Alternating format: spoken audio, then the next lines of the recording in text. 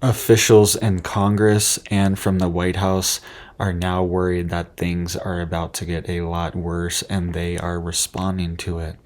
We are also seeing the arrest of people targeting the media. All right, a explosive device was found on the bottom of a news truck, and we're also seeing the potential deployment of over 1,000 National Guard troops. So let's get into all the details here. All right, I want to show you guys these stories really quick. You can see here, FBI arrests 2 people after incendiary device left under Fox 13 news vehicle. All right, this just happened today. This arrest just happened. This is breaking news. All right, we will get into more details of that in just a second. You can also see over 1,000 National Guard troops are planned to be deployed to Louisiana and New Orleans. And we also have as well too, the White House requests emergency funds to protect government officials. They are trying to beef up security in the wake of this Charlie Kirk situation, very sad situation that happened here. Let's listen to CBS News really quick, and then we will talk more about it. Security concerns are growing across this country. Today in Salt Lake City, police say 2 men were taken into custody in connection with a live bomb that was placed under a news media vehicle. Authorities say the bomb was lit but malfunctioned and did not detonate. The FBI is investigating. All of this happening as CBS News has learned that the House Democrats are holding a virtual security briefing tonight for members and their spouses. CBS's Willie James Enman is traveling with the president and has more on why safety is of top of mind. Willie James. Jerika, good evening to you. President Trump says he wants national healing following the assassination of close ally Charlie Kirk. But amid safety concerns, the White House is now requesting additional funds to increase security for government officials. This weekend, the White House is asking Congress for $58 million to protect Supreme Court justices and executive branch officials.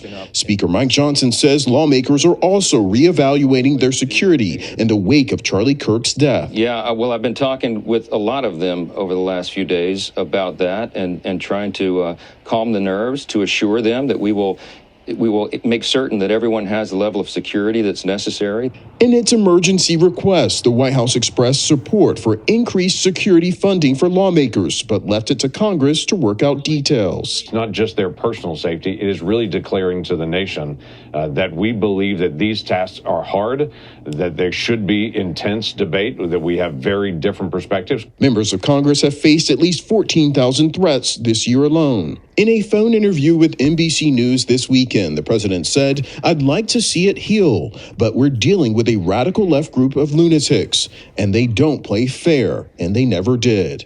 Arizona Senator Mark Kelly, whose wife, former Congresswoman Gabby Giffords, survived a shooting 14 years ago, says political violence is not a one-sided issue. We are more divided than we have been probably in my lifetime or yours. And if we don't collectively try to come together to fix it, I think it can get worse.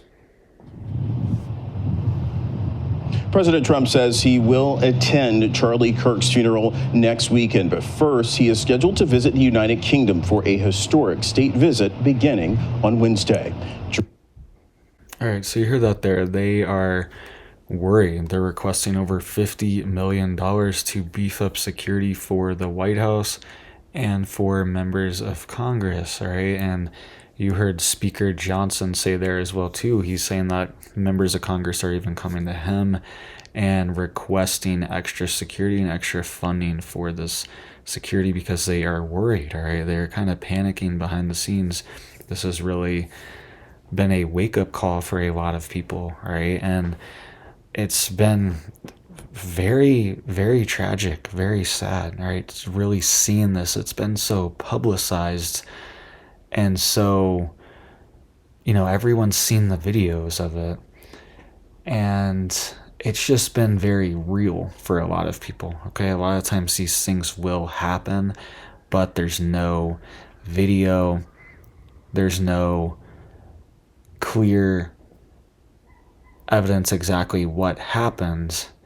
and it doesn't spread like it did. All right, it was on the internet within 30 minutes. Okay, these videos were going viral instantly right after it happened, and it really changed things. Okay, and this is really, it's tragic. All right, he's 31 years old, had a 3-year-old daughter and a 1-year-old son. Okay, I'm 31 years old. I have a 3-year-old daughter. I have a 1-year-old son and a 6-year-old son. Okay, so really, this really hit home and really hit hard.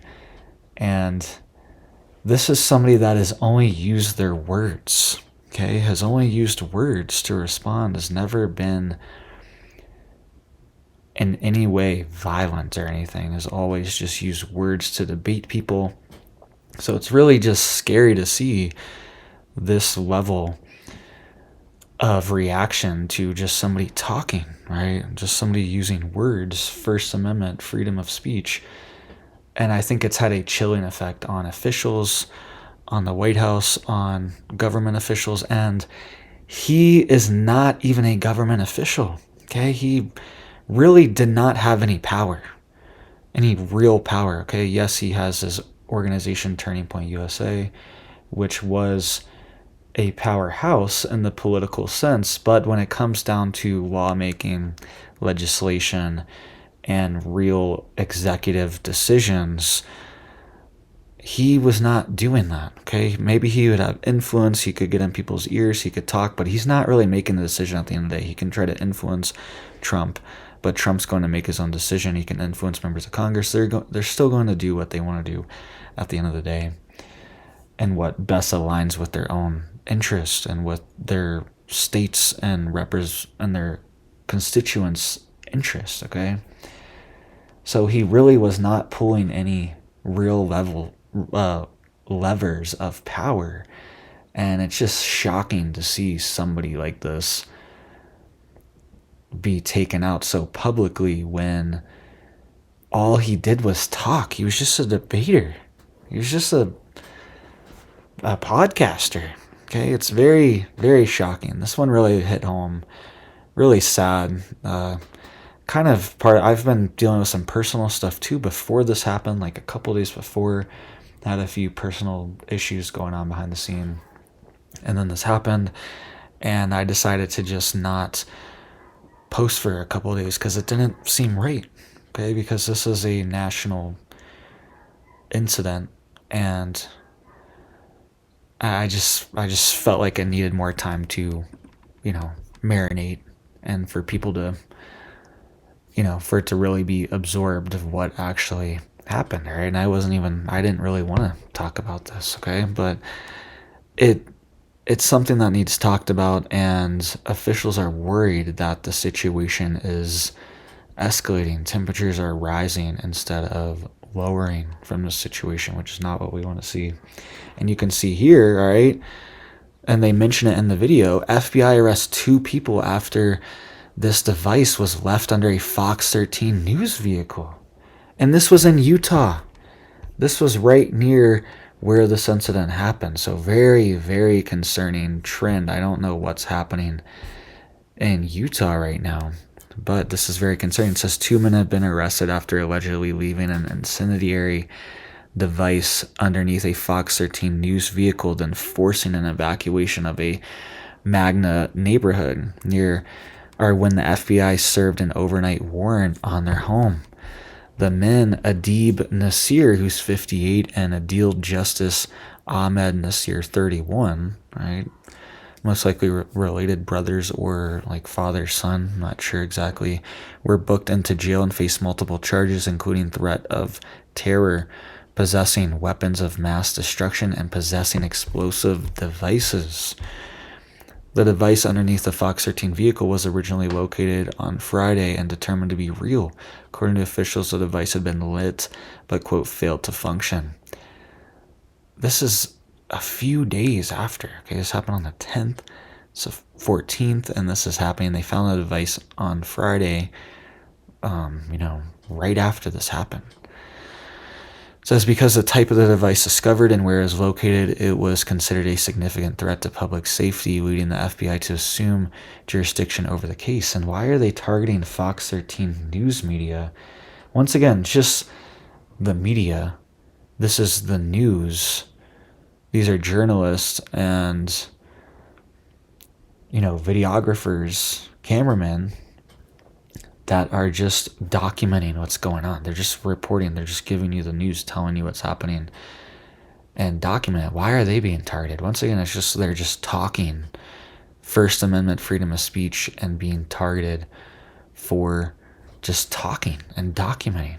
This is a really dark avenue that we're heading towards when just talking and filming and debating leads to such extreme things happening.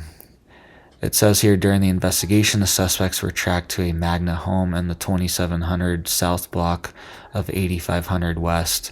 It says on Saturday, the FBI said they weren't on the home along with the Salt Lake City Police Department and Unified Fire Bomb Squads to make sure no other explosive devices were a danger inside.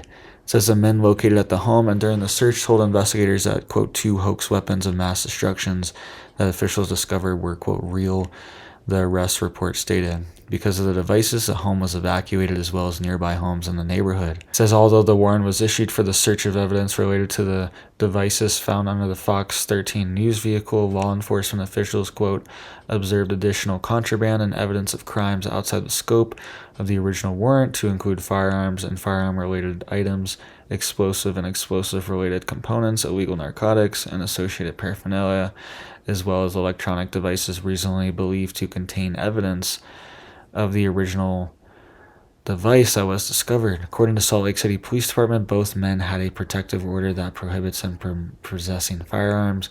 Fox 13 News is working closely with law enforcement and our risk management team with the safety of our employees as our top priority. All right, so pretty wild stuff happening and going on and concerning, all right? We also have this plan for 1,000 National Guard troops to be deployed as well to Louisiana and New Orleans. You can see here it says Louisiana leaders respond to Trump administration's draft plan to deploy 1,000 National Guard troops to New Orleans and Baton Rouge if Governor Landry requests federal assistance. Last week, President Trump floated sending National Guard troops to New Orleans to assist with crime, praising Governor Jeff Landry for supporting the idea. All right, so you can see here's a little news clip from the local news talking about it. Let's listen to this. Breaking this morning, the Washington Post is reporting the Trump administration has drafted a proposal to activate 1,000 Louisiana National Guard troops to New Orleans and Baton Rouge. The Pentagon confirmed the document's authenticity but would not comment on them. The plan hinges on Governor Jeff Landry requesting the federal assistance. So far, the Post says no formal request has been made by Landry. Critics of the proposal point to New Orleans' significant drop in crime, with murder rates at historic lows. Plus, some say it could strain Louisiana's emergency response capacity during hurricane season. All right, so you heard that there. It's most likely going to happen soon. They haven't officially requested it, but they are setting this up behind the scenes and trying to get everything in order. You can see here some people responded. Attorney General Liz Murrill said, quote, I fully support President Trump's idea to send additional resources to help fight crime, not just in New Orleans, but across the state. And they're saying it could cause issues potentially during disaster responses. I mean, maybe that's true, but it seems like it would be better if they were just there, honestly. I don't know. I don't think this is the answer to everything, deploying the National Guard. But a lot of these places, the local city governments and county governments and police departments will not actually do anything for serious crimes, or the judges will release people over and over that have serious offenses and then it ends up becoming an issue in these cities. All right, so places like that, they might need a federal type of response to override the local jurisdictions who are making bad decisions for the city or county. But it is spreading resources thin as well too, having National Guard deployed to all these cities. And I think there could be potentially an underlying reason that we are not being given 100% as well too for these certain cities. It seems very targeted, certain specific cities. I think potentially the National Guard could be positioning in certain areas for this crime wave, but also for potentially some other type of operation going on in the background that they are training for, or they want to be ready for. They want to have guardsmen in position just in case something happens. All right, so let me know what you guys think about these National Guard deployments. All right, we've seen them across the country now, and now it seems that New Orleans is next now. So thank you guys. I hope you guys are staying safe, staying prepared out there, staying stocked up, staying ready just in case for whatever happens, and be extra vigilant and extra careful for any type of mass gathering events. All right, keep your head on a swivel, have situational awareness, and be prepared, be ready, be on the lookout. All right, there were a lot of just weird anomalies going on. There were people, there was someone on the roof, there was videos of somebody laying on the roof, there was videos of somebody running across the roof. There was also videos of drones flying over at this event, this Charlie Kirk event that happened. All right, there were people causing distractions, things like that. All right, probably people in the crowd keeping the lookout that were potentially a part of things. All right, it seems like there are multiple people involved potentially in this operation. So just keep your head on a swivel. Keep your eyes on the lookout, right? Just in case any situation you're in, even like small towns, right? I live near a very small town, and even public events there, you have to just be on alert, you don't have to be panicking or anything or too worried, but still, you just need to be on alert. You never know where it could happen. It could happen anywhere, anytime.